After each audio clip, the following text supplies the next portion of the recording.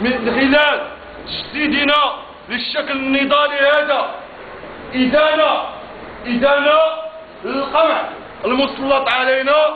وكذلك كانت هناك محاولة لمصادرة الآلة ديال التصوير من أجل أننا يمنعونا من أجل فضح القمع المسلط علينا.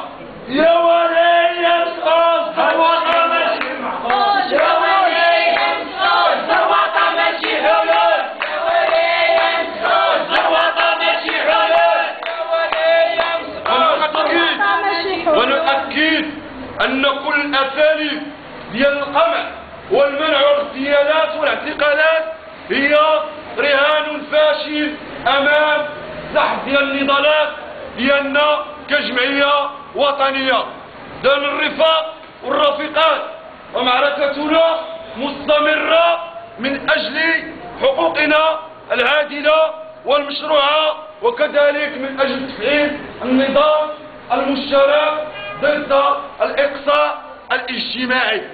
ومعركتنا المشروعة هي قائمة ومستمرة في أشكالها التصعيدية المقبلة من أجل الإجابة. إذا كان المسؤولين عن ملف التشغيل يقدمون الجواب هو القمع، فنحن إجابتنا هي النضال والتصعيد في نضالاتنا من أجل حقوقنا العادلة والمشروعة.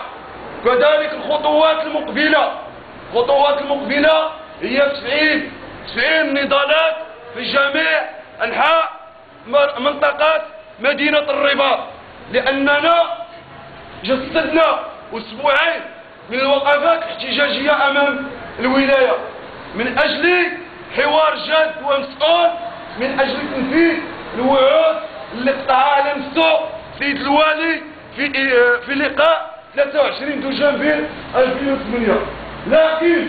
لكن يتضح على أن الوالي والمسؤولين عن التشغيل في المنطقة أن أذانهم صماء وماضون في نهج سياسة ديال الإقصاء، سياسة ديال المحسوبية، ديال الزبونية وديال المحزوبية.